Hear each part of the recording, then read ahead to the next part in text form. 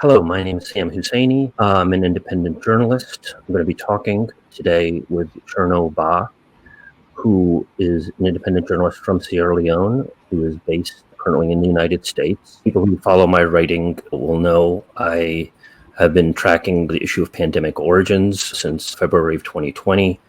In the course of that, I have investigated the 2014 Ebola outbreak in West Africa.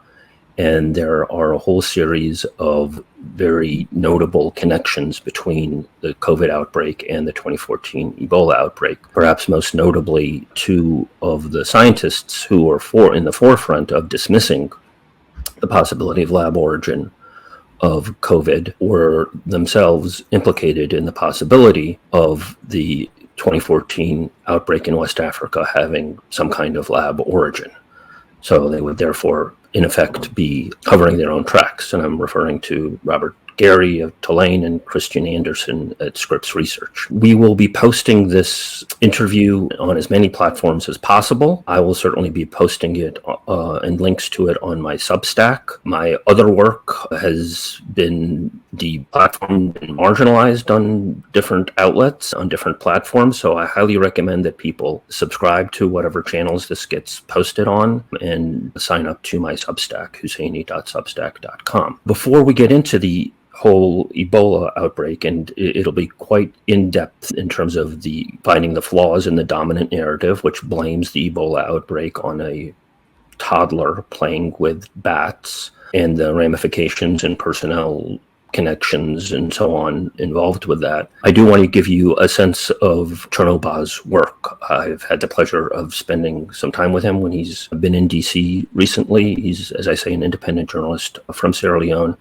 And two aspects of his work that I really want to get into are his current independent journalism, exposing corruption in Sierra Leone, his being targeted by software from an Israeli firm, and also his current dissertation. He's a grad student in the United States right now that gives some fascinating information in terms of medical history. We can't do justice to these issues, but I do want to at least spend 10 minutes on those two issues to give you a sense as to the scope of Chernoh's work. Delighted you could be here, Chernoh.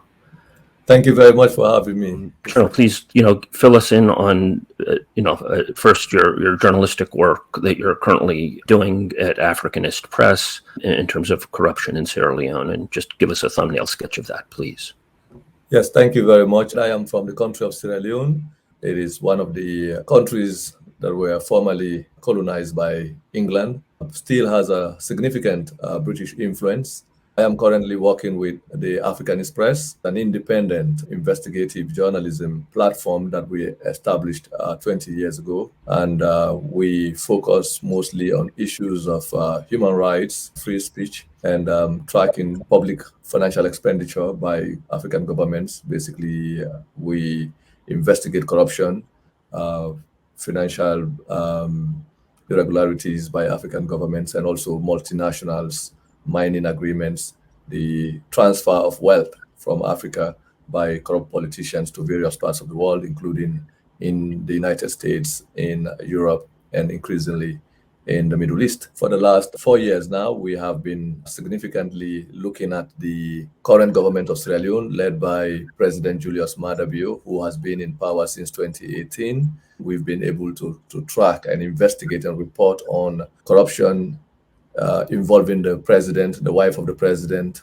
and leading officials of the administration. Those stories include the illicit transfer of wealth, public finances from Sierra Leone through international travel, through the use of embassies and diplomatic missions abroad in the guise of renovations or construction projects, and also even within the country, the diversion of public funds that are meant for procurement activities in elections, and other kinds of our website, basically, as you can see, contains some of these revealing information, and much of the evidence comes from central bank information, bank accounts of the presidency, the ministries, agencies of government and their financial operations. We have produced more than 60 reports detailing graft and financial irregularities, theft of public funds, diversion of public funds across the entire administration.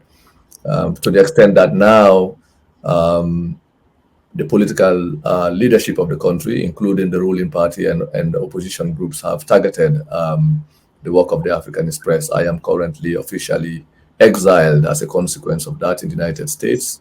I continue to receive death threats, and myself and the African Express have been subject of an ongoing effort by the political class in Sierra Leone, largely defined from both parliament, the judiciary, and also the security sector of the country and the presidency to silence our work. There has even been discussions around efforts to have me extradited to Sierra Leone. That has not been successful so far yet. And I continue to receive online harassment from known and unknown supporters of the government or individuals who are acting on behalf of the government and the various political groups in the country, including the official opposition leaders in parliament. So that effort of the government to silence me and to attack me, they've assigned known supporters and members of the ruling party and the opposition groups to target my work. So that, as you can see, the Committee to Protect Journalists has to issue a statement in my defense. And up to now, that effort of human rights organizations to highlight the case of the African Express has been ongoing. And we are pleased that at least we've been able to generate solidarity from human rights groups and press freedom organizations around the world who have expressed solidarity and sympathy with the work that we do and our effort to hold leaders accountable in Africa. And a good deal of your information is based on whistleblowers. That is, people in the government have been getting you documents and breakdowns of financial corruption and so on. Yes, we've been working with a range of sources who are both within the country and sometimes within government and outside of government, who have, assisted in making sure that our access to reliable data, reliable information is basically uninterrupted. So because of that, the government has also, as part of its effort to silence the African Express, launched a silent crackdown on the civil service of Sierra Leone. As we speak, there are more than 170 civil servants, public officials, mostly internal auditors within the government, have been dismissed, suspended, and some were even arrested and detained and questioned.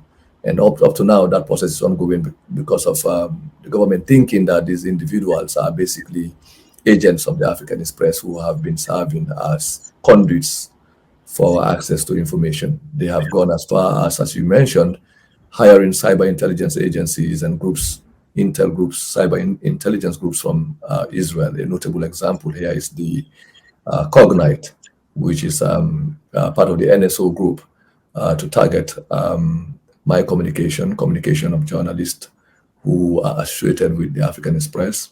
There has been several hacking attempts on our website. A couple of times it has been taken down. We've been having that struggle to have it up and running.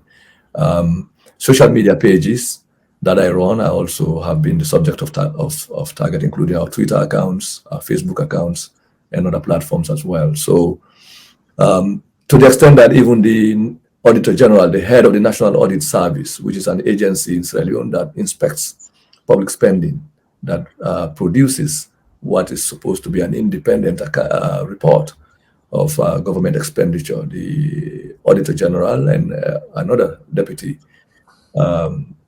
head of the audit service was dismissed by the president unconstitutionally because they were also accused or suspected of providing information to the African Express. Those suspicions have been proven to be unfounded.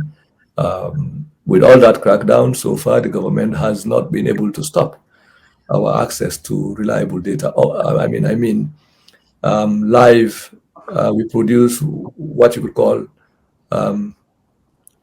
live reports, on the spot reports of how government transactions are happening, transfer of money, and this includes transaction details that are very precise, including check numbers, details of wire transfers, actual bank statements, and financial correspondences that have become undeniable that has the imprint, signatures, names, precise details to the extent of even timelines of these transactions, when they happen, how they happen, who process them, who instructs their processing, including names of tellers, specific to the point that you can even have, we have even produced numbers of the telling machines that cash some of the checks, cash withdrawals, and all of that. So the serial numbers of currencies and bank accounts have been produced. So have you exposed particular government officials? Oh yes, almost all the senior officials of the government, including the president, are directly implicated. The president, the wife of the president, we've shown documentary evidence where the wife of the president has been a constant recipient of budgetary allocations. According to the finance laws of Sierra Leone, the wife of a president is not authorized to receive budgetary allocations from the national treasury. We have shown consistently that in the last 4 years, the current wife of the president, the first lady, has been a recipient of public funds. And those funds are also, we've shown how they have been used by the wife of the president on personal shopping needs. That evidence has not even been denied. What we have witnessed is the fact that public officials in Sierra Leone try to ignore the evidence, or they try to rationalize these illegal public spending and the diversion of public funds. We've also reported and shown evidence of massive cash withdrawals by the chief minister, the most senior ranking member of the cabinet after the president, the finance minister, ministries of finance, family members, leading officials, embassies. We've shown, and we're talking about millions in dollars that are transferred and looted, and hundreds of thousands. In the case of Cognite, the Israeli-based cyber intelligence group that was hired briefly. Yeah, by the government to target the African Express. They were paid $5 million.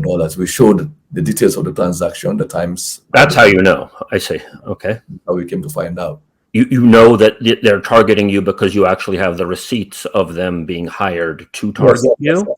Yeah, we saw the transaction details of the transactions where they were hired and paid. And not only that, we also have identified patterns, hired surveillance, where these companies actually targeted our communication after they were paid. And we showed the details and the specific timelines in which some of these hundreds of thousands of dollars to the tune of $5 million were transferred from Sierra Leone to Israel as payments for the cyber surveillance solutions or tools by this company to target not just. Is it the top story, the hired surveillance? Yes. So as you can see on that page, that is a list of the transactions that were paid to Cognite. Precise. Are you mentioned as a target in their financial transactions? Do you know that you're a target? I mean, Yes, we have also accessed. In the article, you can see that we showed exactly the period where, in April, for example, we noticed increased or intensified effort to hack our pages, and also the correspondence and conversations from some of the evidence that we have produced and published also show that the company was actually hired to target the African Express to help identify the sources of our information, and at the same time to help launch an operation against our own online presence. So this is reflected in the report. Okay. We intend to go more into further details of these by showing some of the other evidence of other people who have been targeted as a consequence of these payments. Excellent. And that's all at africanistpress.com. This is our first real show. We're doing the best that we can here. I'm hearing an occasional ping. I don't know what's up with that, but we'll deal with it. And you're also working on a dissertation now, which deals with all kinds of issues pertaining to the intersection between the Western colonialism influence, intervention in West Africa, and the legacy and history of that going forward. Can you give a brief overview of that? Yes, for the last 5 years, I've been stationed at Northwestern trying to complete my doctoral work, research that focuses on that looks at the work of the Alfred Jones Research Laboratory, which is Sierra Leone's first tropical medical research lab that was set up in West Africa, in Freetown, the capital city of Sierra Leone, in the 1920s by medical researchers of the University of Liverpool. And my work basically looks at that lab and its contribution to how it collaborated with colonial officials in Sierra Leone at the time to help resolve the revenue needs of the colonial state during the First and Second World War. As you know, after the First World War, what they call the Depression, the interwar period, colonial powers were facing tremendous economic difficulties. So my work basically examines how tropical medical research in Sierra Leone served to accelerate and rationalize the use of convict labor in the service of colonial finance and development. What I'm aiming to show is how basically a good number of public health and economic development projects, came to rely on carceral labor, and the rationale for that was provided by medical researchers in Liverpool who justified or who argued that putting prisoners to work was in the best interest of their own health, and this followed the outbreak of disease in prisons. So it's a way of looking at how the colonial prison itself in Sierra Leone served as an economic unit of production, not just on the economic front, but also for the production of medical knowledge, facilitating medical experiments and research for the production of different kinds of knowledge on trypanosomiasis, sleeping sickness, and other kinds of diseases, including malaria, and other kinds of nutritional and disease. So I look at the interplay between public health, economic development, and how that also was entangled within the effort of the empire and the colonial state in Sierra Leone to transform what appeared in their view to be hostile environments into more viable and profitable economic zones. So I traced that work from beginning in 1914, when the First World War, the outbreak of the war, how Sierra Leone served as a critical base for the British war effort, not just for the deployment of soldiers, but also for the production of some of the human and material support that was needed by England during and after the First and Second World Wars. Meaning that they would imprison large numbers of, when Sierra Leone was an outright British colony, they would imprison large numbers of people and then justify for their own good, for their medical well-being, that they should, get outside and in effect become a huge pool of free labor. Is that? Yeah, like I said, the objective is to examine how, basically the hidden importance of convict labor to the colonial state and the development of tropical medicine in Sierra Leone. The key here, I raise questions that force us to think about, how convict labor became central to the many kinds of medical and agricultural projects that happened in Sierra Leone after the First World War, and the extent to which a research lab from Liverpool, the Alfred Jones lab, became significant in the colonial state's economic recovery efforts in the interwar period. And more essentially, in what ways can we understand, or in what ways did medical researchers conceptualize and rationalize the use of convicts, and how overall all these departments collaborated to implement what I call a carceral economic program that served the interests of colonial finance and development. So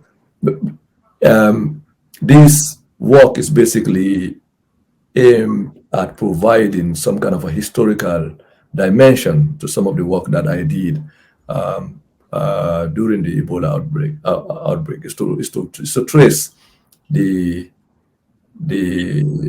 architectural landscape, if one will call it that way, the historical landscape of how some of these territories in West Africa may have legacies or histories of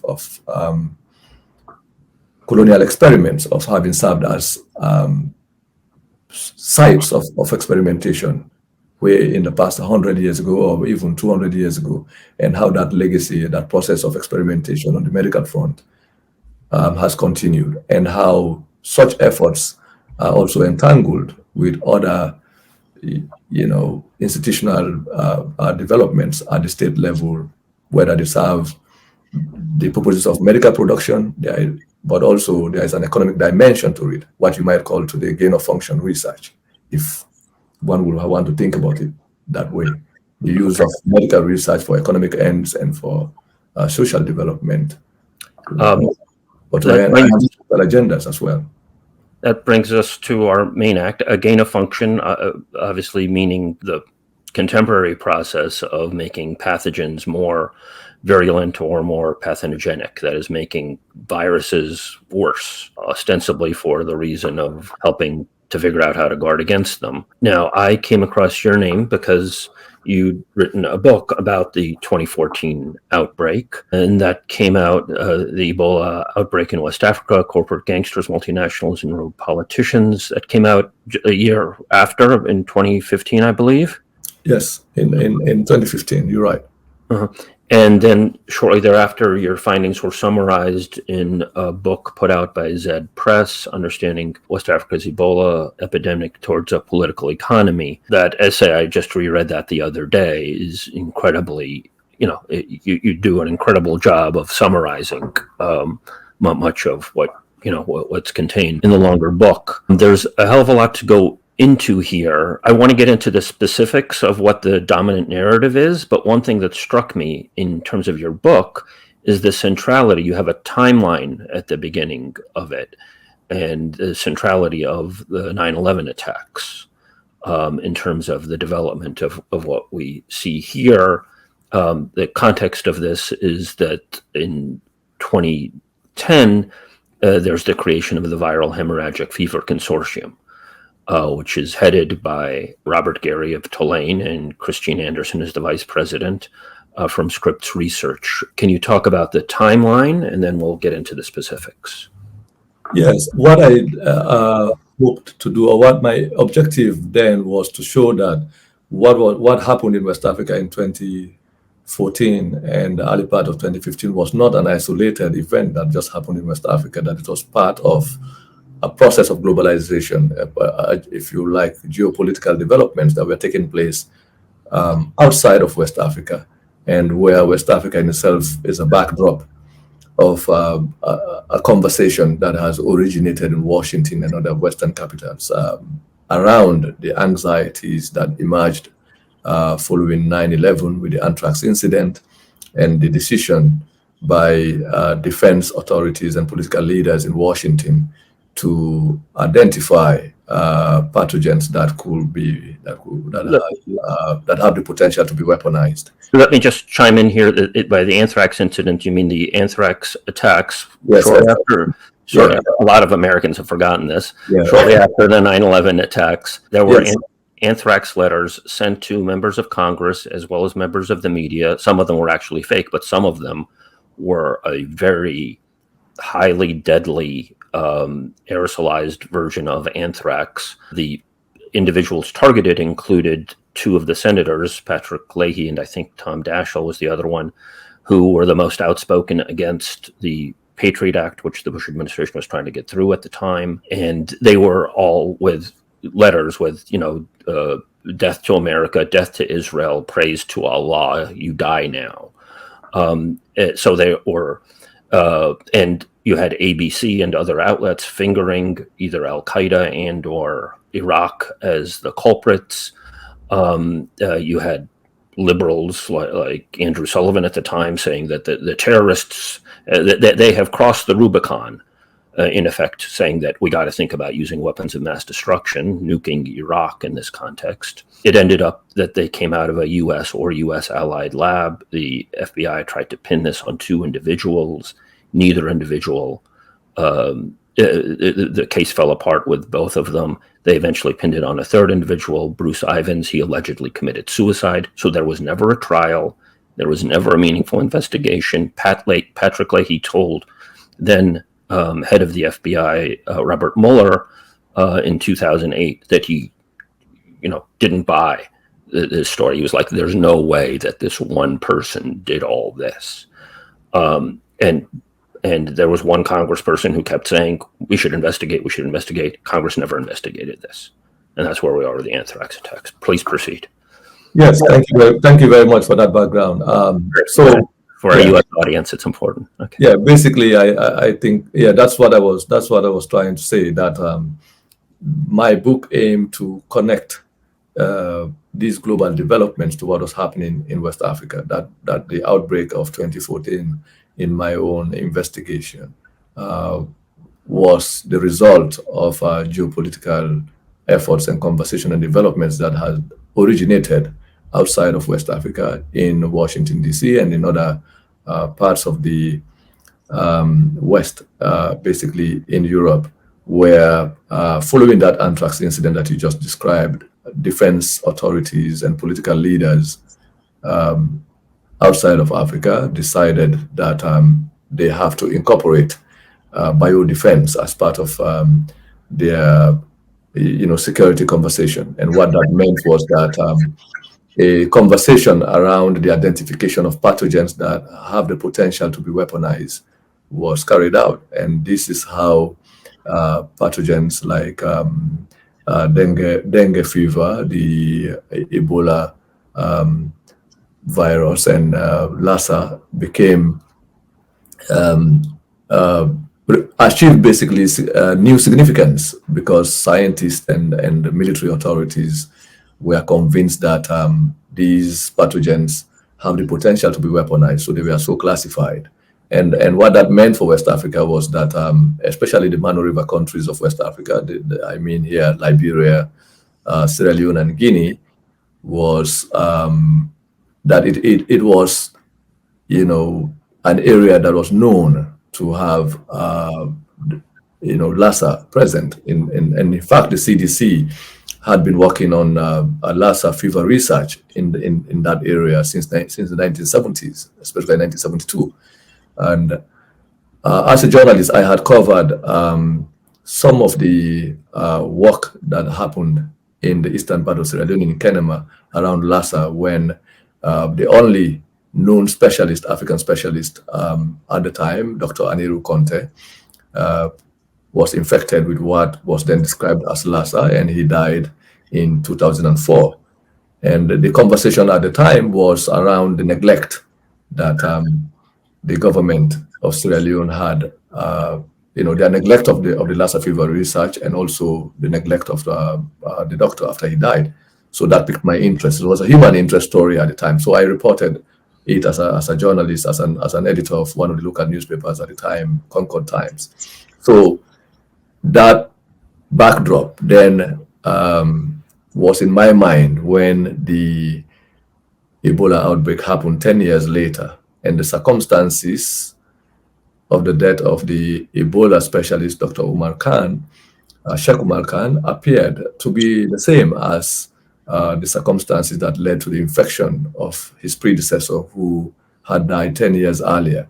So those two similarities in the circumstance of their infection and the nature of their death and the place of infection forced me to begin to think about what is the relationship between the two medical practitioners, the circumstances of their death, and also, the whole idea of this pandemic. So that is how my research interest was generated, my desire to investigate. And then I looked at the official narrative that was presented by the Robert Koch Institute in Berlin, led by Fabian Lenders and the others who went.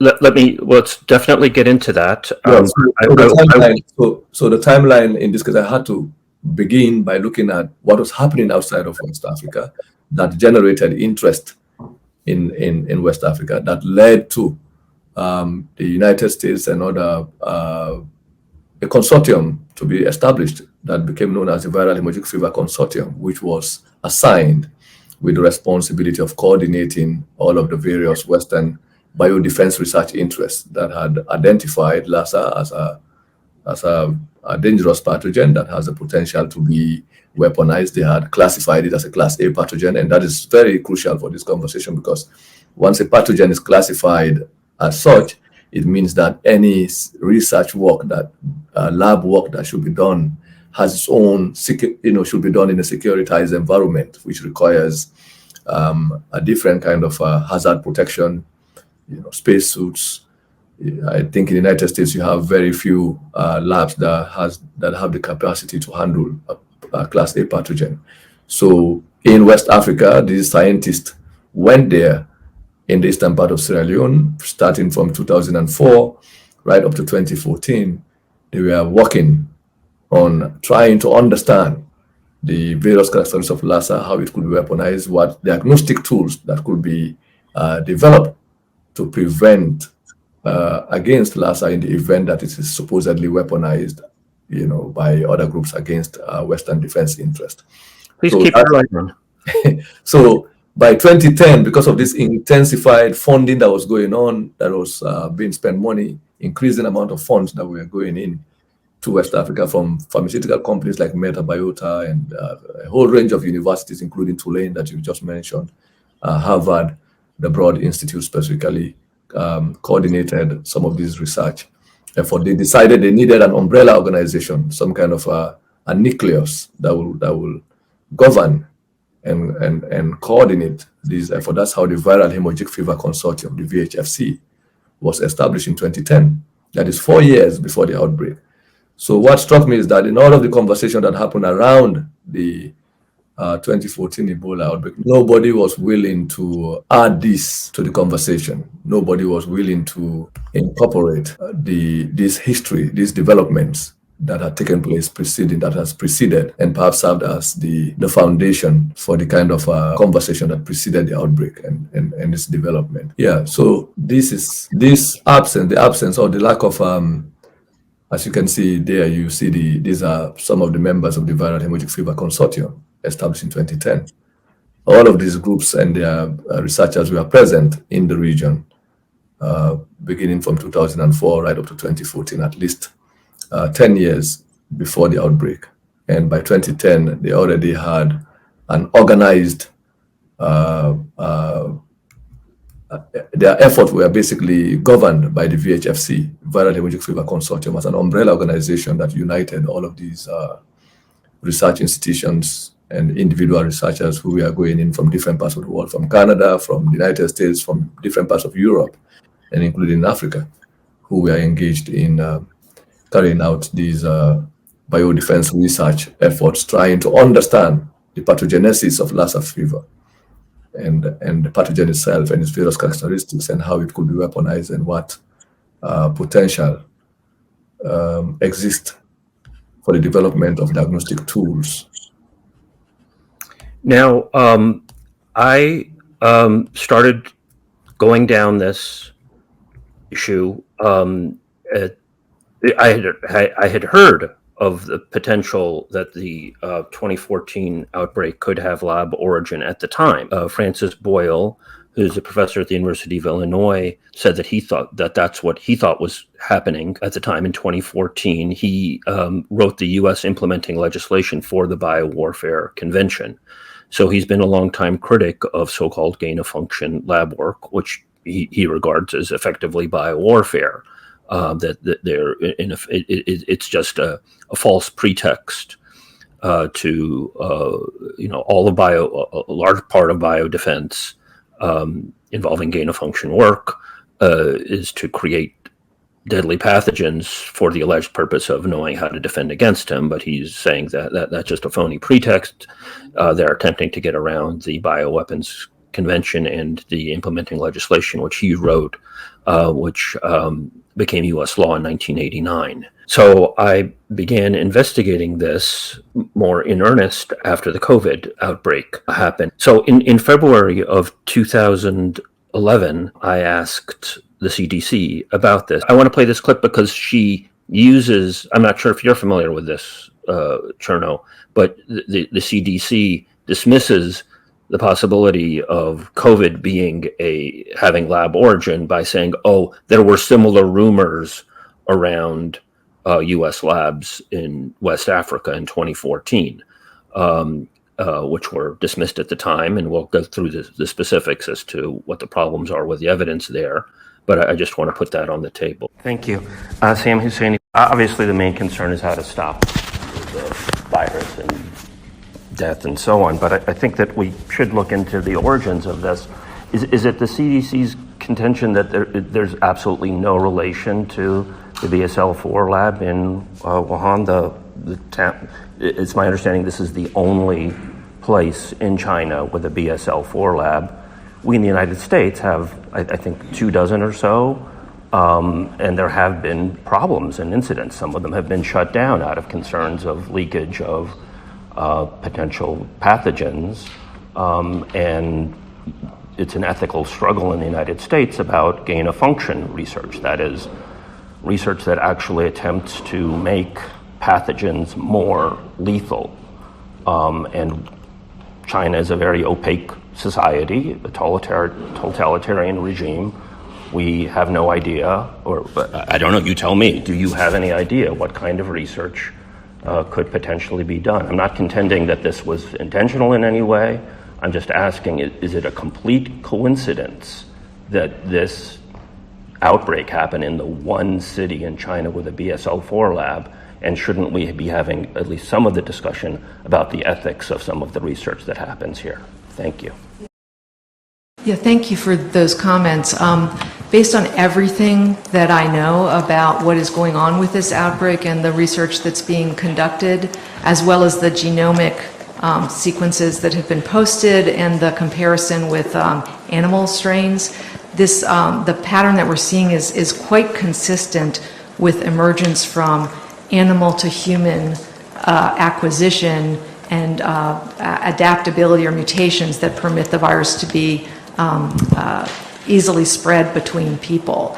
There's some emerging research about, the virus itself is related to bat viruses, as was the SARS virus and the MERS virus, but there was an intriguing report about pangolin sequencing, an animal that is apparently a large part of the wildlife trade around the world, with 99% similarity, but what our scientists tell us is you actually need more like 99.9% similarity for us to understand origin. The animal origins and the circumstances of the emergence of this virus are really important to understand, and it's one of the key questions that the global community wants to look into.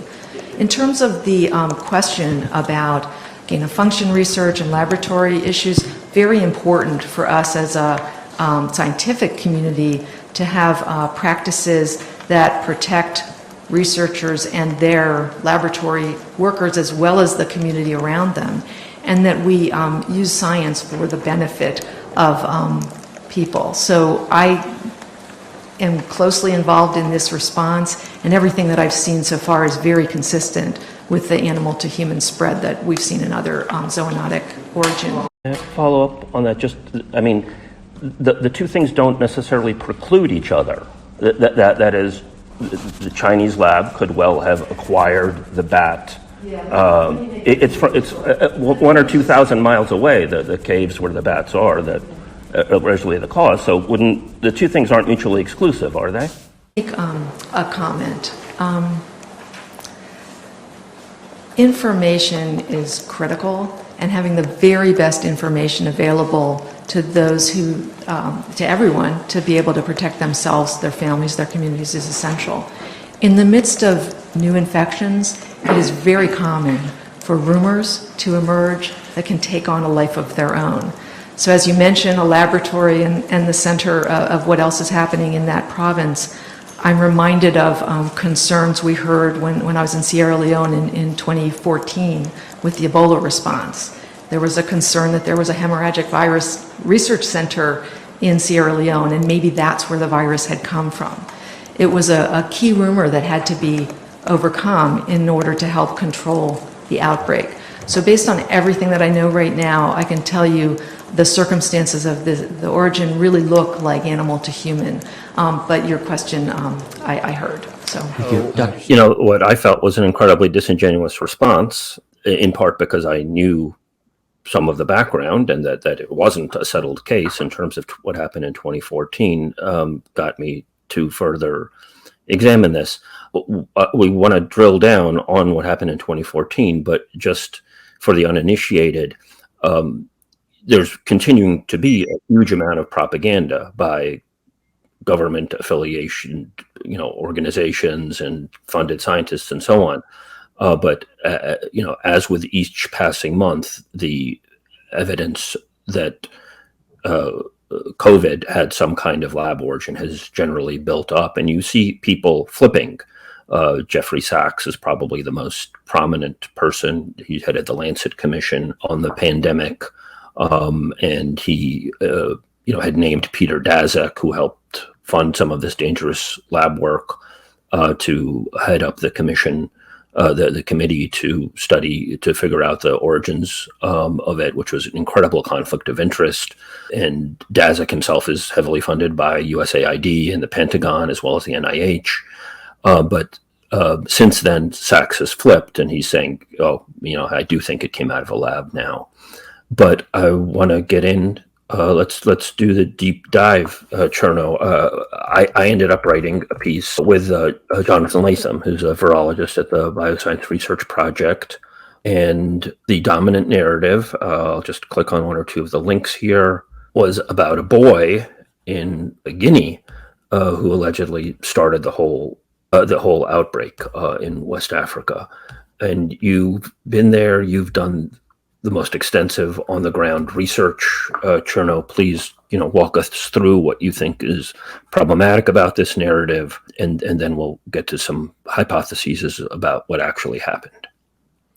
Yes, when I first read the Lender's report, as I often refer to it as a short version, it's called the Zoonotic Origins of the West African Ebola Outbreak. Basically, this is a report that was produced by German scientists led by Fabian Lenders from the Robert Koch Institute. And they spent a few days in the southern region of Guinea and determined that the index case of the outbreak and the origin of the outbreak was in Guinea, and that at the time they even said the index case was a 2-year-old boy. In their own thinking, the boy appeared to have or had participated in the hunting and grilling of a bat, and that bat was supposedly infected with Ebola, and that's how the pathogen was transmitted from the bat to the child, and the child served as the index case. Then the child and other family members of the child, the mother, and died as a consequence of that. And individuals who had traveled from Sierra Leone, family members who had traveled from the other parts of the region, basically in Guinea and Liberia, because these are close communities. You have families living in Guinea, and some of their family members will be in Sierra Leone because of the arbitrary nature of the colonial boundaries. So the narrative is that individuals who travel to Guinea from Sierra Leone caught the virus at the funeral and then transported it to the neighboring countries. So that is how both the origin of the outbreak and its chain of transmission was told by these German scientists. So let me just clarify. Their story is that it started in Miliandou, which is the top arrow here, which is a small village in Guinea, and then his grandmother allegedly went to, how do you pronounce that? Guaika. Gekedu, yes, which is actually closer to Sierra Leone, and there's the lab in Kenema. Please proceed. I just wanted to highlight that. And so they put the origin of the outbreak in Guinea and identified the 2-year-old boy as the index case, and then established a chain of transmission that started in Miliandou and then to Sierra Leone and Guinea. So my work basically challenges that narrative on the basis of its lack of evidence. when I investigated the story, I found out that in the first place, the report contained the wrong age of the child. At the time, the scientist said the child was 2 years old, and vital records on the child shows that at the time of his death, he was 18 months old. That the age aspect is important because it speaks to the ability of the child to participate in the reported act of bat hunting, which may have triggered, in their own view, the outbreak.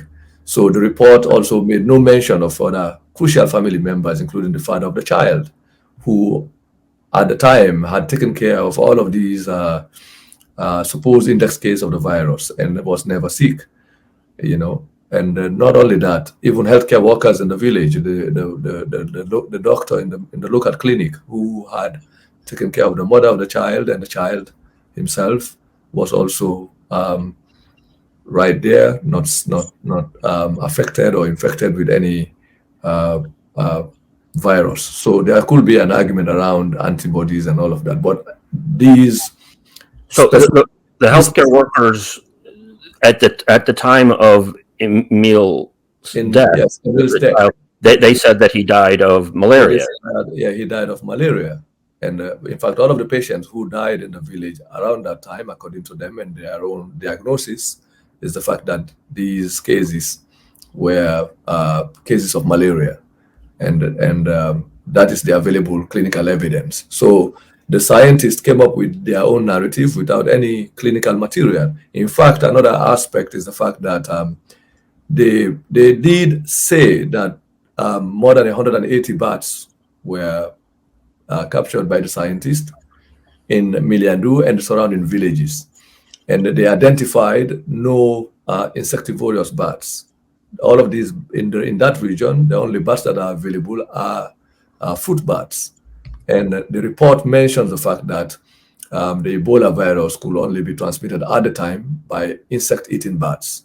And the bats that are present in Miliandu and the surrounding villages are basically fruit-eating bats. So, which means that even the host, the supposed host of the pathogen, was also not present in the region. So I looked at the inadequacy of the report, its lack of evidence, and then came to the conclusion that this was a faulty scientific narrative that had just identified a boy and a village and then told the story. My surprise, I was astonished by the fact that the media outside of this village, journalists basically in the United States and in Europe, propagated this narrative without questioning it significantly at the time. And that narrative was also repeated by, and is still being repeated by, sectors of the academic community. So my work was basically in response to what I felt was a narrative around the origin and spread of the outbreak that was completely lacking in evidence. So just to clarify the different aspects of it, they acknowledged that they found no Ebola in any of the bats that they examined. Yes. As you say, hundreds of bats. The child was purported to be playing with bats in a tree, but the tree had burned down. Yes. So there was no chain of evidence that could be examined. In addition, as I understand it, past outbreaks would see a die-off of Please explain that. Yeah. In the past, for example, in the Congo and in Sudan and other places where Ebola outbreaks had happened, it was easy to identify wildlife, and also clinical evidence will show that animals, whether they're chimpanzees or the kinds of wildlife, had died as a consequence of the Ebola virus. And they will also establish a direct relationship between the hunting practices of communities to what appear to have been animals that were infected with Ebola virus. In the case of West Africa, in fact, the insectivorous bats that are supposed to be the host of the Ebola virus are not present in the region. where these scientists believe the outbreak originated, and they did acknowledge that. Also, in that region, even where bat hunting practices do happen, such practices are basically done by adult male members of the communities in that region. So if we are to assume that the outbreak had originated from bat hunting practices or bat eating practices, then the index cases of the outbreak will have been located among the adult male population, not among kids. So these are some of the gaps in the report, the inaccuracies, inconsistencies in the report, despite having found no evidence that there was insectivorous bats or insect-eating bats in the region, and the fact that no clinical evidence did exist that showed the presence of Ebola among the index cases or the other surviving members of the families in that area. They came up with that report, and it has been repeated as an official narrative of how the 2014 outbreak happened. So I decided to look at it because I felt this story was having all of the other background that I've spoken about with the Lassa fever research and all that. I felt there was a need to investigate or to find out if there could exist the possibility of another narrative that will locate the origin of the outbreak, both in terms of place and time outside of this village, which is what my work tries to bring into the conversation. Then this is how the idea of the post 9/11 conversation and the anthrax incident, biodefense conversation and biodefense concerns in Washington and in London and in other European cities had generated interest in biodefense research that was happening in West Africa, especially in Sierra Leone, that led to the establishment of an international consortium of biodefense researchers who were present in the region 10 years before this catastrophe. So the questions then is, why was that not part of the conversation? And if we add that into the conversation, how will it illuminate our understanding of the outbreak and the possibility that the lab in itself could be the center of this tragedy that claimed the lives of thousands of people in West Africa?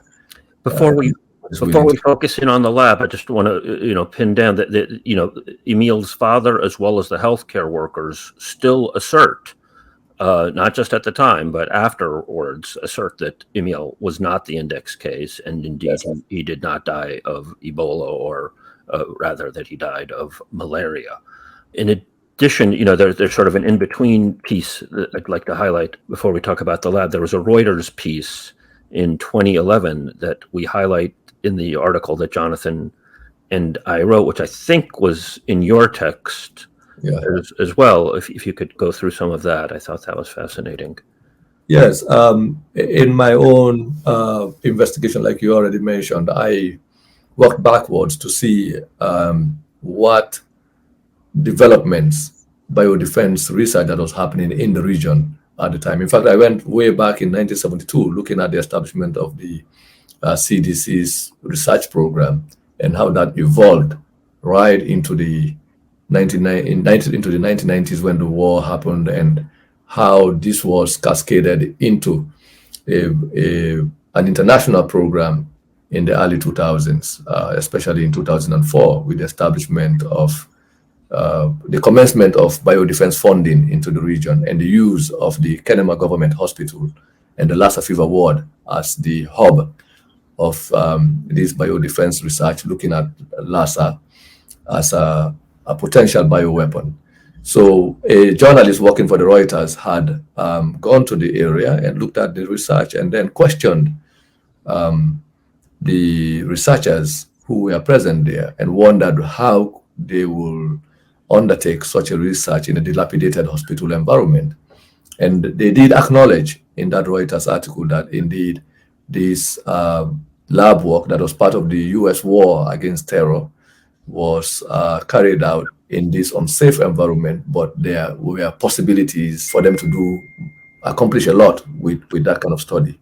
So right there from that Reuters article, the evidence exists that the scientists who were engaged in this research knew that such a research was not supposed to be coordinated or carried out in that environment without the required security protocol, and that by undertaking such highly risky research in an environment that lacked all of the needed security protocol, then they were placing both the researchers, the lab, and the surrounding communities at risk, which speaks to the question that you were posing at that press conference regarding what is being dismissed as rumors. These are not rumors. These are basically real developments that will happen. And we cannot have a holistic conversation across all sides without incorporating all of this information on the table, bringing it to the table in our bid to understand what potentially may have created this tragedy and how it unfolded. What are the antecedents to these developments, and because if we do that, then we risk having a situation where people will just think the outbreak is just something that erupted spontaneously. So my work, what I intended to do, and I think which you have now done significantly with this recent report, is to show that there were already on the ground some of the leading experts in biodefense research in the region, in the West, who were present in the region. So carrying out the research in anticipation of the kind of outbreak that happened in the region. 10 years, they were present 10 years before the outbreak. So it means that the scientific community. I'm just going to highlight, and Jonathan pulled this together, showing each of the researchers and their publications indicating the level at which they were doing dangerous lab work. So just to highlight your point, please go ahead. Yeah. So what I was aiming to do is to bring all of these, discussion, all of these developments that were subsumed, or that were covered up by this dominant narrative around the outbreak, which appear to have erupted from some ecological activities, cultural behavior of Africans, their passion to eat animals and birds and hunting and all of that.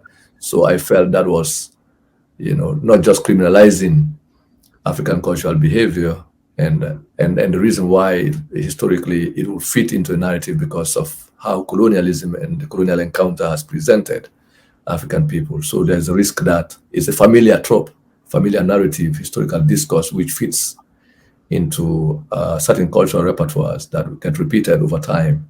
And what it does is that it eclipses our effort to understand certain developments in this historical context, and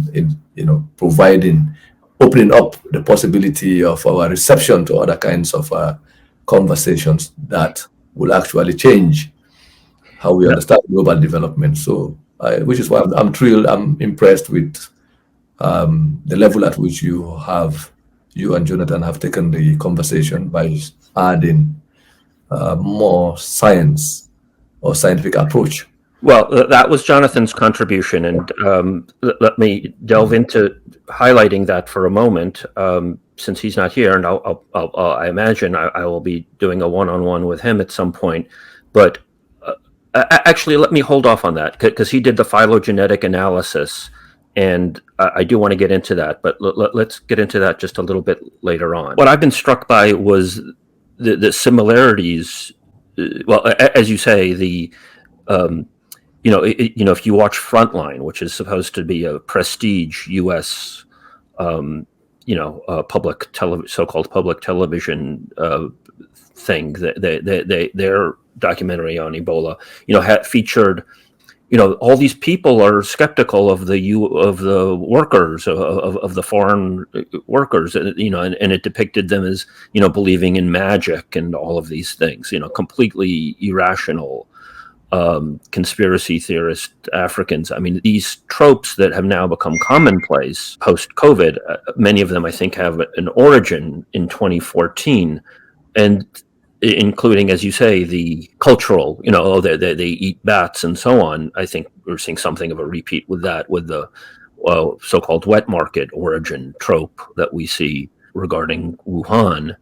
And there are a lot of parallels between the two, including that past outbreaks. There was never a case of Ebola in West Africa. It's in Congo, which is over 1,000 miles away or so. So there's a whole series of kind of striking parallels in that respect. But please, so go on with what other aspects of the lab you think most need to be highlighted in terms of what was going on there. No, like we said, why it's important to go back to the conversations that originated in Washington that led to the use of Eastern Sierra Leone as a site for an international biodefense research program is important in the sense that already both the political establishment and the scientific community had identified the dangerous nature of such a kind of research. They had classified Lassa as a Class A pathogen, which means that even if work had to be done to understand Lassa, it is always the case that this work should have been done in a more securitized environment. And the fact that they were able and willing to do that kind of work in Kenema, in Eastern Sierra Leone, where the hospital environment is dilapidated. We are talking about an area where medical workers do not have gloves, do not have masks. They lack all of, even syringes are reused, that is the lack of, the infrastructure does not exist for that kind of research. The environment is not suitable for that kind of research. So by carrying out that kind of research in such an environment, they knew that there were risks involved. And this was highlighted by Reuters in that Reuters report years preceding the outbreak. So the conversation around the risks involved and the potential for things to go wrong and how that work in itself was part of the global war on terror, the preparation of security and defense for the Western community, was also part of that, why it was being funded. And now, I was struck by the fact that these issues were not significantly on the mainstream conversation. And like you said, each time they are raised, they are either dismissed as rumors or they are treated as conspiracy theory. And there's nothing conspiratorial here. We're talking about the inclusion of the significant developments and conversation that preceded the outbreak, which will inform how we understand these modern day epidemiological events that tend to create instability, chaos, and also claiming the lives of people. Another strain of evidence was, what Jonathan and I came to regard as, there was layers to an effort to, in effect, frame Guinea.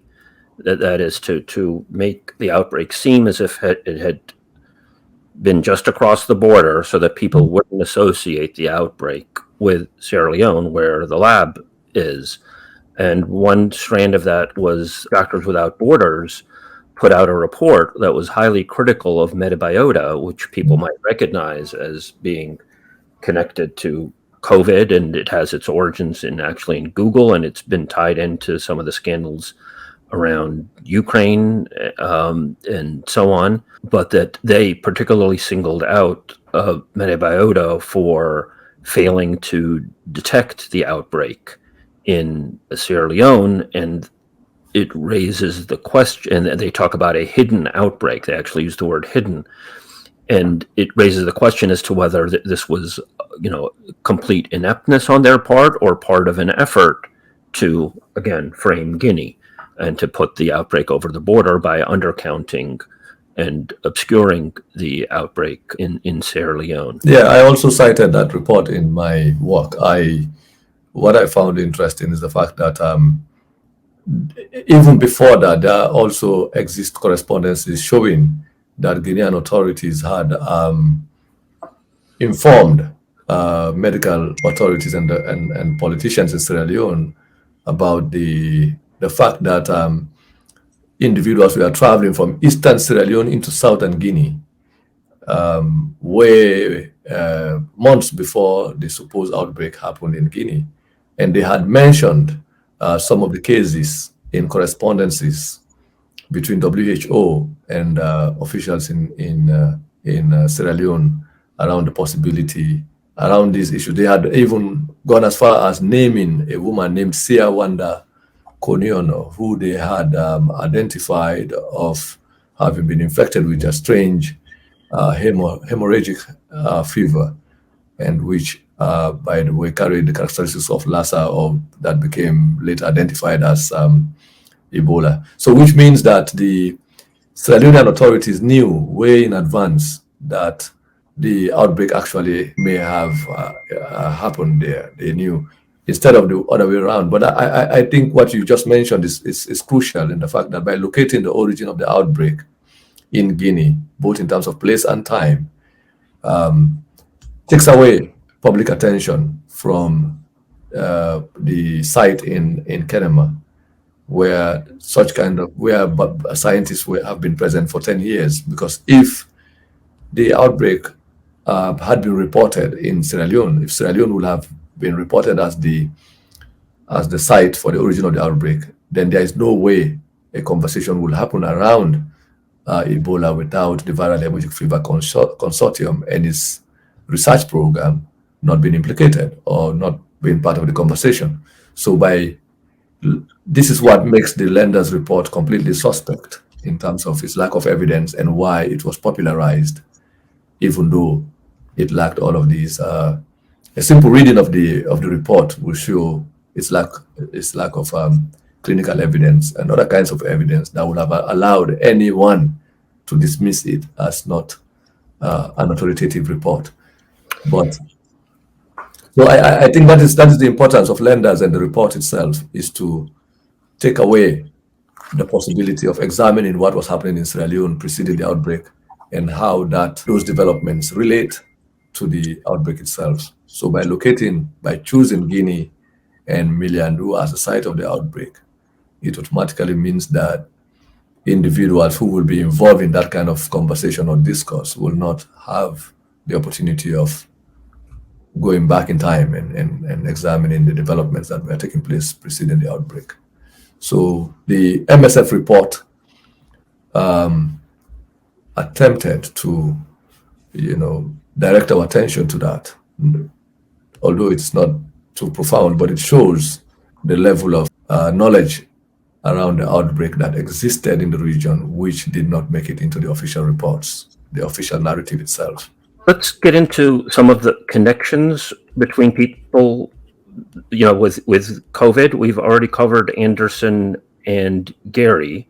They headed up the Viral Hemorrhagic Fever Consortium, and they are the first and the last, which are the two most important authors of the piece, Proximal Origins of SARS-CoV-2. This came out in the spring of 2020 and was the main device to dismiss the possibility of lab origin. It purported to show that SARS-CoV-2 could not be a laboratory construct. It was used throughout the US media to dismiss discussion of this. Since then, emails have come out, FOIA'd by US Right to Know and other organizations, showing that these scientists initially thought that it could have come out of a lab, that is, SARS-CoV-2 could have come out of a lab, but were seemingly prevailed upon otherwise by Anthony Fauci. And one has to ask what the relation between the two is. That is, were they more amenable to putting their names on something that would say that it didn't come out of a lab because they themselves could potentially be implicated? That is, imagine a world where the general public understood in early 2020 that COVID could indeed have come out of a lab. One of the follow-up questions would be, what else came out of a lab? And that would have led to the doorstep of the people at the Viral Hemorrhagic Fever Consortium, in my view. The other aspects, and we've already discussed Fabian Linders, he actually played a role in COVID. he was on the WHO team, which basically dismissed the possibility of lab origins for COVID-19 as well. Eric Lander was president and founder of the Broad Institute of MIT and Harvard, which is part of the Viral Hemorrhagic Fever Consortium. His role in this, I'll just go into this for a moment, was that to do the phylogenetic analyses, again, effectively framing Guinea. And there was a whole ton of work done in the phylogenetic analysis to show allegedly that it had to have come out of Guinea and not Sierra Leone. Jonathan, of course, he's a virologist, did this work, and I just want to highlight it for a moment, where he points to discrepancies in the way in which the phylogenetic analysis was done. You typically pick a root, and that grounds the whole process. They didn't do that in this case, which made the data much messier and easier to obscure. And he points to specific areas in their analysis where that was a problematic thing to do. Eric Landers was Biden's chief scientific advisor until he was forced out early this year after apparently being abusive to his staff. And final person that I want to connect, we've already done mitobiota, is Ron Klein. Ron Klein is currently the chief of staff for Joe Biden, and he was declared Ebola czar on October 17th, 2014. That's the same day that the Obama administration put in a pause for funding of gain-of-function research. People might have heard that there was a pause in gain-of-function research that started in 2014. That's exactly when it happened. So again, difficult to not conclude that there might be a connection between those two things. And of course, the pause, which was limited and porous on gain-of-function funding, continued till 2017. So those are some of the highlights and connections to the COVID. I want to ask you. Feel free to chime in with any of that, but I want to ask you about what you think the role has been of, for example, the WHO in all of this, and then we'll get into a couple of other aspects of things. I cannot specifically pinpoint where, because the WHO as an international health governance institution always comes in when these kinds of events do happen, to coordinate, for the most part, money, response, and all of that. And my work has always been I've always been interested in finding out the historical antecedents in the case of West Africa, to find out how the events that we described in Washington and other parts of the world may have or are connected to some of these catastrophic developments that African communities experienced in 2014.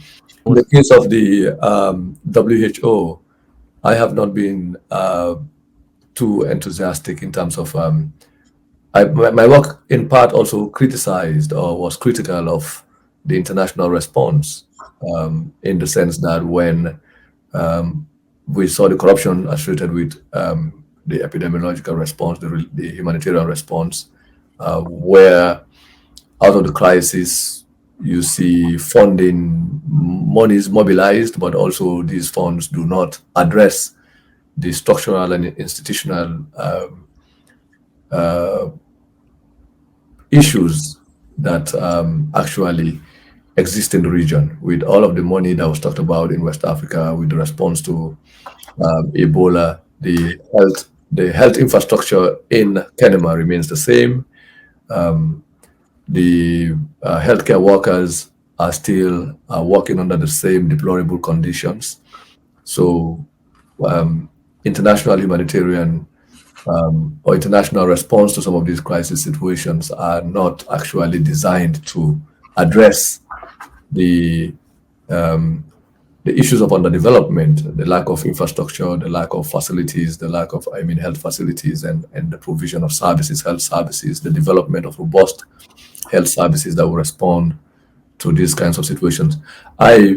Going back to what you were talking about, the similarities, I found a striking similarity between the discourse around the origin of the Ebola outbreak and the origin of COVID, in the sense, not just at the level of, we're talking about the same organizations, institutions, and individual researchers who were present in West Africa and then eventually ended up in the COVID response and the discussion and narrative around it, but also the theory around these outbreaks have been also the same.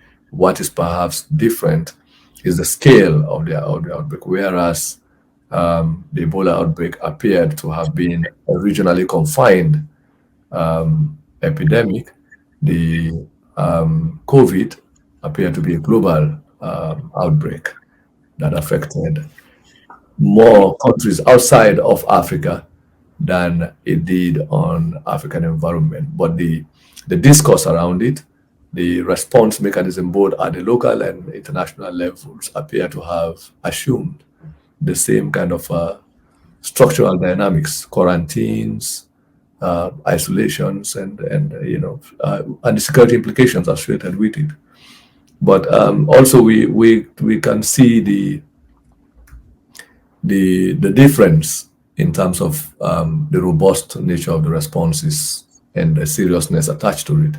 The West African outbreak was treated as some remote until there was even the WHO, talking about the WHO, was even slow in terms of identifying and prioritizing the Ebola outbreak as a serious tragedy that was facing Africans in West Africa, until we had cases that appeared, isolated cases that appeared in the United States, in other parts of Europe, Spain, and in England, before the WHO and other UN agencies were forced, including the US government, were forced to declare the Ebola outbreak an international a crisis of an international concern. So the urgency did not exist. The urgency and the seriousness, the global attention that COVID received, and the response and the seriousness with which it was treated was not the same with Ebola. The only difference between the two outbreaks is the fact that Ebola was confined in a small regional space, whereas fatalities were enormous also in West Africa.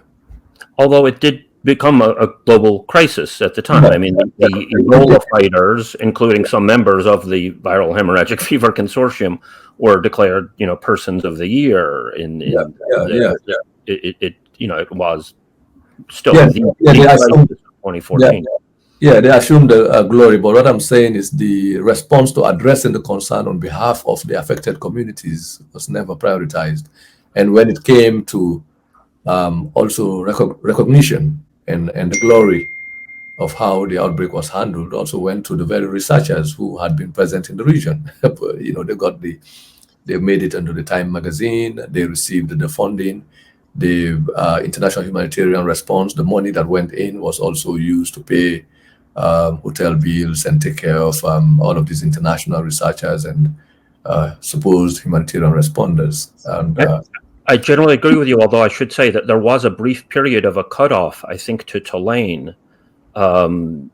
Again, similar to, there was a brief cutoff to EcoHealth Alliance after the COVID pandemic began. And then the Gates Foundation stepped in and gave one of the members money in order to fill that gap.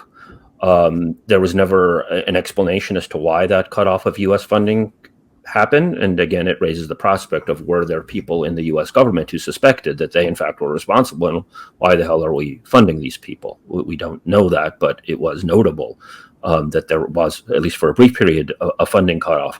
But since then, these individuals have been lavishly funded, is my understanding.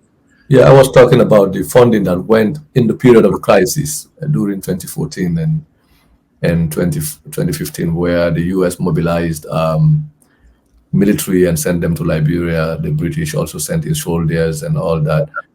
International funds that were supposedly given in response to the emerging crisis itself did not translate into did not address any of the community concerns that people had, including the fact that local health workers were going months without pay, even though they were right in front of their doing the hazard work, burial teams and all that.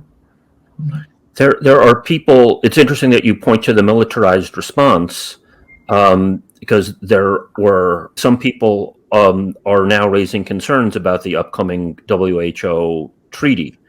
Right now there's a bioweapons convention that allegedly prevents biowarfare, but there's no implementing agency. That is the equivalent of the IAEA for nuclear or the OPCW for chemical. There's no such organization, and part of what's going on is that the WHO is putting itself forward as the entity to oversee that.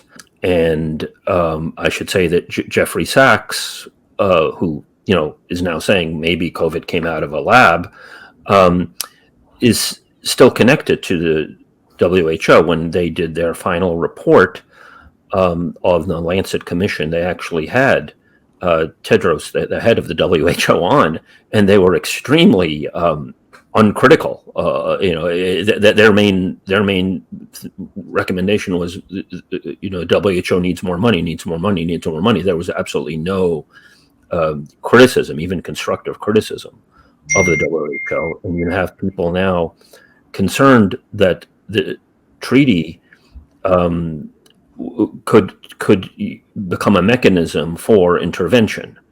That is to say that, this country is slow in its response to some outbreak in the future, and therefore, WHO provides a pretext for intervention. Do you? I don't know if you're following this at all. I know that you're focusing on other things, but I'm just wondering if you have any thoughts on that, given the history here. No, I haven't pretty much followed that conversation, but I know that the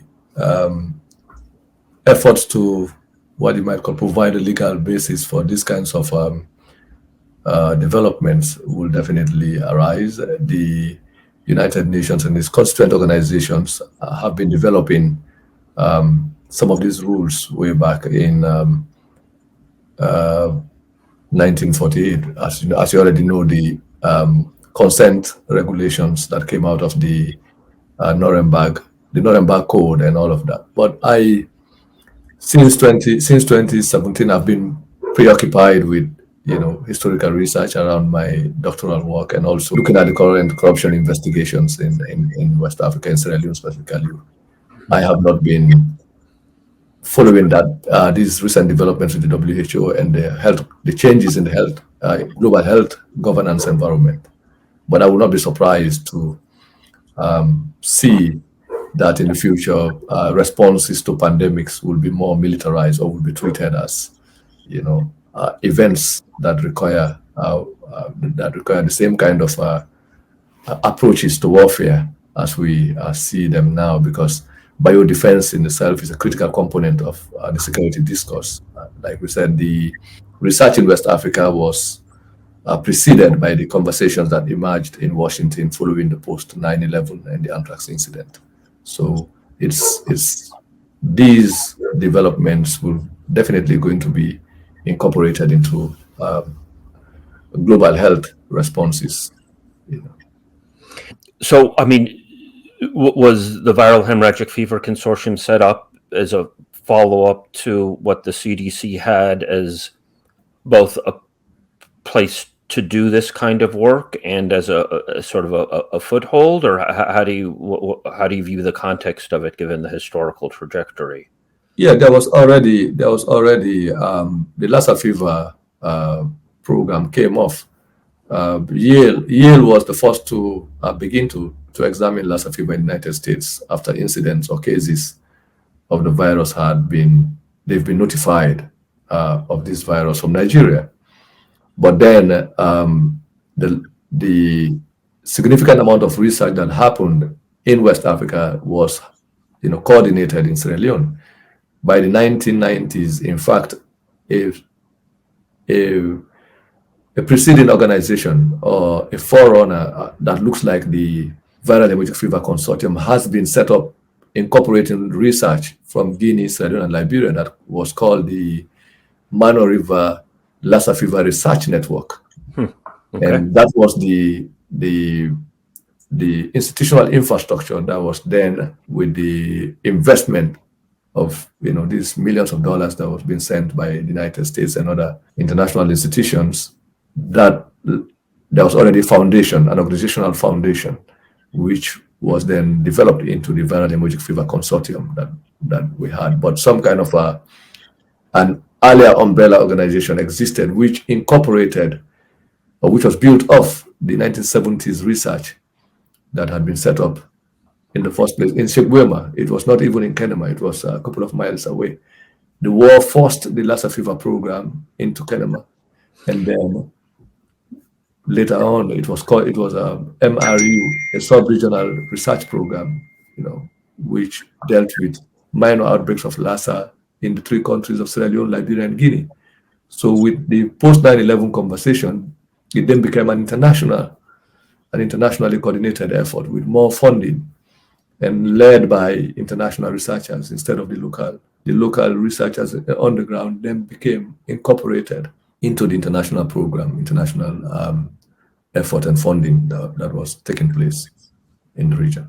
I want to share with our viewers it was remarkable to me how your research had gotten some coverage, but very skewed coverage. There was a piece in Jacobin. And, what was remarkable to me was after I started digging deeper into your work, there was so little interest in it, even by people who had covered it.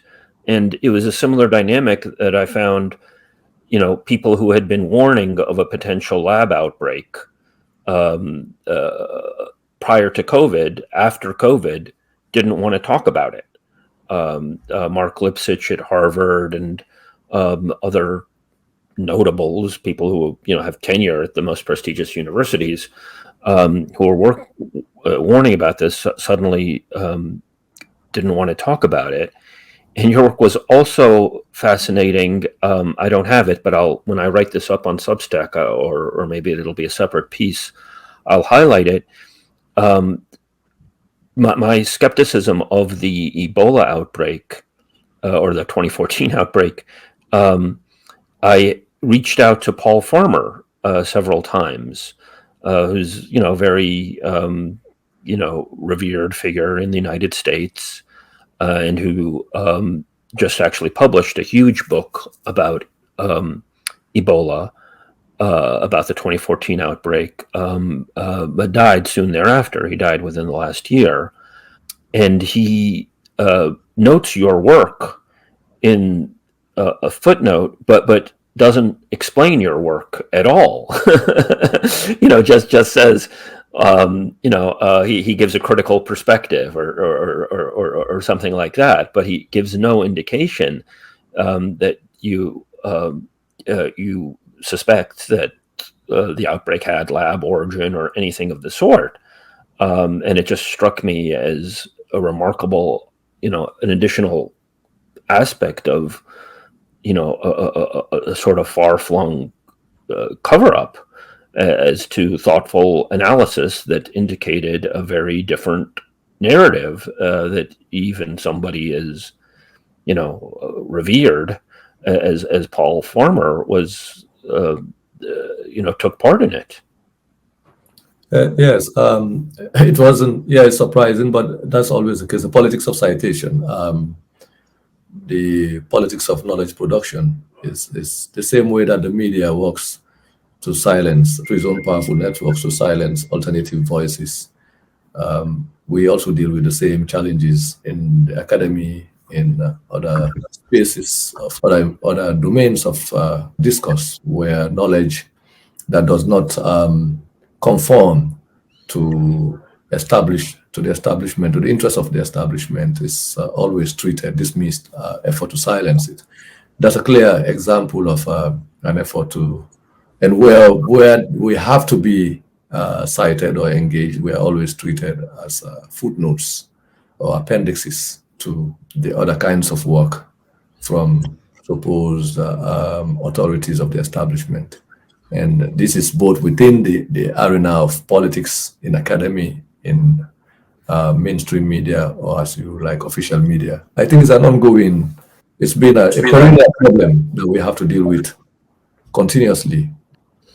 The effort of powerful organizations and institutions that create some of these crisis situations, and their own effort to advance narratives that tends to exonerate them from responsibility. And these powerful multinationals, political groups, and governments are also, they have their spokespeople, both in the academy and outside of the academy, in media and in other organizations of public dialogue. So that's one of the main, in fact, this is the most challenging aspect of the kind of work that we do, to not just to identify the truth and to be in a capacity to tell that truth and the dangers we personally face, but also the challenges we have in trying to disseminate that truth. So there is no, and this speaks to the idea of free expression, free speech, war against free speech.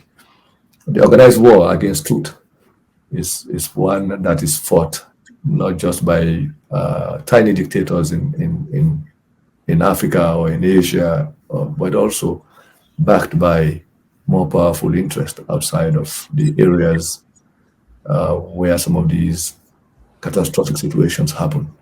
So victims, or people who try to highlight the voices of victimized communities, oppressed communities, always have not just personal risks that they face to their own safety and security and their threats to their lives, but also they face the challenge of getting over some of these organized frontiers of repression that prevent the circulation of truth and the alternative narratives around how some of these situations affect the world, greater majority of the peoples of the world, and how those who are affected by some of this development want to tell their own stories as subjects of the conversation, not as objects of conversation. So we have gotten almost used to these kind of things.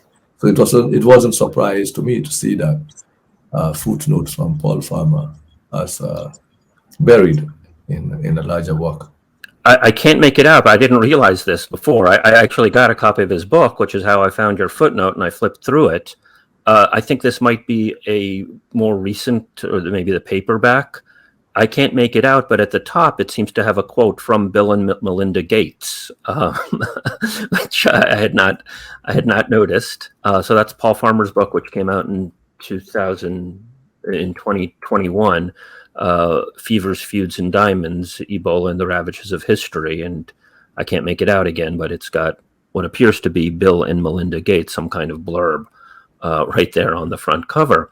And just to highlight the text here, Paul Farmer, and the book did come out in 2020, acknowledges Ba's writing, but puts it in a footnote in his 688-page text, while noting that Ba, quote, adds important information that he took the trouble to collect himself, close quote, and that his own writing is, quote, accusatory in tone, but he doesn't dispute any of your arguments or findings. He incorrectly writes that Ba, quote, disputes several details of the dominant outbreak narrative, which is, to me, a remarkable way to put it. You're not disputing details. You're disputing how the thing originated among, many other aspects of it. Let me excerpt from some of your writing. It is difficult not to interpret, quote, zoonotic origin of the West Africa Ebola epidemic narrative advanced by Fabian Landers and his team as part of a cover-up or obfuscation of the actual chain of events that laid the foundation for the West African Ebola outbreak, referring to, quote, secretive biodefense research and questionable Western scientific practices are not accountable for possibly involved in generating a disaster that has claimed thousands of innocent lives in West Africa. And again, I mean, my connection to this is that, I had knocked on his door over the years. Every time there was something that prompted my curiosity about the case, I actually emailed Farmer and I was like, hey, can you tell me anything about what you think happened here? This is before his book came out, obviously. Never a peep out of him. Well, he was obviously familiar with your work. What do you see as the prospects of putting out critical I mean, Republicans are the main critics of COVID origins now. And with the Republicans gaining control of the House, but not the Senate, and the most publicized person, I guess, is Rand Paul, but the Republicans don't have a majority in the Senate, so he's probably not going to be able to do terribly much. But they have their own, seemingly, unfortunately, from my point of view, political agenda in terms of China, rather than looking at this question more broadly and to include the 2014 outbreak about this threat to humanity. If dangerous lab work continues to be implicated, at the very least, with these recurring outbreaks, that a dire threat that is not being met in any meaningful way. And, if the WHO is, in effect, an adjunct to power, and a large part of the scientific community is on the payroll, and much of the rest of the scientific community is silent, and the media has been, at best, lackadaisical on this, there has to be some member of Congress or some media, large-scale media, needs to emerge that will take this and other issues on. How do you view as the prospects for that, or what avenues do you potentially see? It's difficult for the most part because some of these issues, when they get entangled, in the arguments by partisan arguments, they tend to be the possibilities of taking real action will definitely not exist. That's what I also experienced in the case of Sierra Leone, where my work that speaks to transparency, accountability issues, whether they have to do with finances or issues of human security and protection of resources, both natural and human, and financial resources. These are real issues that should be taken upon, you will expect, by politicians across parties, because they really affect each and every citizen of a country or the world, every human being, regardless of our political persuasions or ideological beliefs. But then, when these are brought to the conversation, they have real political implications. So because of those implications, people, in trying to protect their party interest, partisan interest, they are unable to take action that will address some of these issues in the real sense. So it's between the interest of politics, protecting one's political interest, as against standing up for what is right for humanity. So I have increasingly, while I will not say I'm pessimistic about the possibility of always generating bipartisan action on some of these issues, rather what we will see is the effort to politicize some of these human interest discussions. That is not to say that there are not individuals who are capable of looking at what is right or standing up for what is basically right, or what has to be done across parties, whether in the United States or outside of the United States. In the last 5 years, I have tried to become less. In the case of Sierra Leone, I've become much more disillusioned by looking at the reaction that I receive from politicians in my country across parties, to the extent that what I see is a bipartisan unity against my work, as opposed to even where you will have opposition from one party, whether on the right or on the left, standing up for what you write. But what I have witnessed is unity among parties against the work that I do.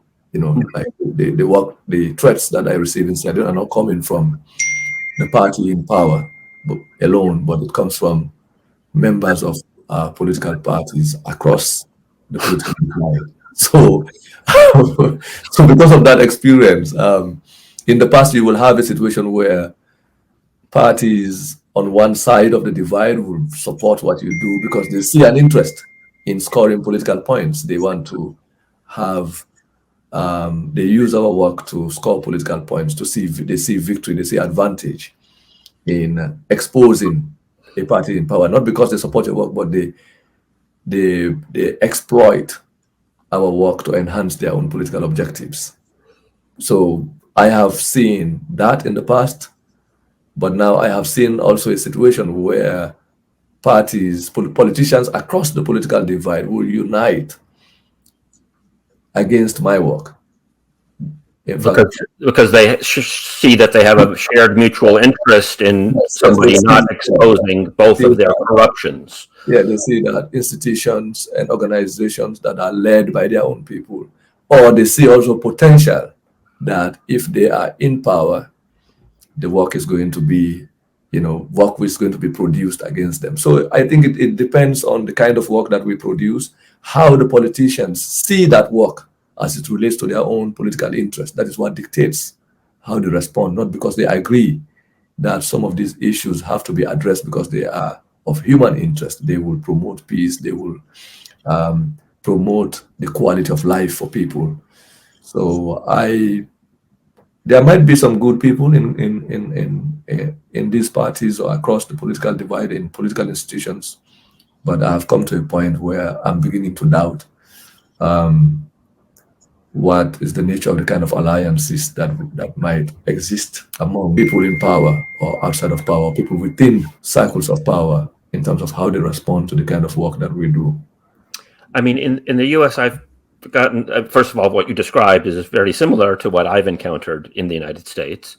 But I've, seen some minimal strands of hope of when the so-called left and right unite on something, and it occasionally happens on civil liberties, against corporate power, against war. Sometimes you have somebody like Ron Paul or Rand Paul or Macy or some of the people objecting regarding pandemic policy, and people on the left occasionally.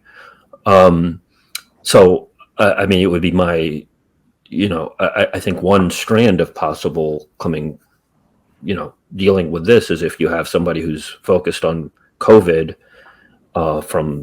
who's currently on the right, and if people on the so-called left can begin to understand what potentially happened in 2014, especially, I mean, a lot of people I know are very critical of the Black Congressional Caucus, but hopefully, some member there could emerge if there's enough pressure from the Black community inside the United States and outside the United States to come to grips with this, that kind of cross alliance could manifest a meaningful inquiry into this, as well as the strands of independent media, what you're trying to do, what I'm trying to do, given our very limited resources.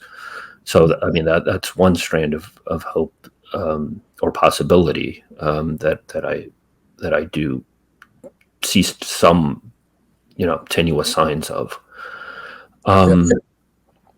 Any response to that, or any I kept you for a long time, but I want to make sure that Definitely, I also agree with you in terms of the possibility of finding out potential allies in wherever they exist. I do that all the time. In as much as the challenges we face, but I've also always tried to examine what possible avenues exist where support and solidarity can be generated to do what is correct and what is right. We have to also be pragmatic in finding out where these alliances exist or how individuals, perhaps some people are reticent or opposed to some of the things because they do not have a proper understanding of how some of these things affect the majority of the world. So we cannot also give up on almost everyone and everything without trying, which is the same energy we invest in finding out or investigating some of these things has to also go along with the same kind of efforts in cultivating the kind of alliances and support and solidarity that we need across the board. Wherever that is possible, it has to be done. And I have been trying to do that all the time, and some of it has been very helpful. I think we have to also make use of what we have, or independent approaches and other kinds of avenues where our voices can also be entertained and listened to. Thank you very much, Chernoh. I may call upon you to do a follow-up to this. I hope that it'll spark some enlightenment and interest in sectors of the United States and elsewhere to seriously examine these issues. And obviously, we hope for and ensure your safety. I know that you're wanting to go back to Sierra Leone, but we trust that that'll be done when it's safe for you to do so. Thank you very much. A pleasure. Thank you. Thank you.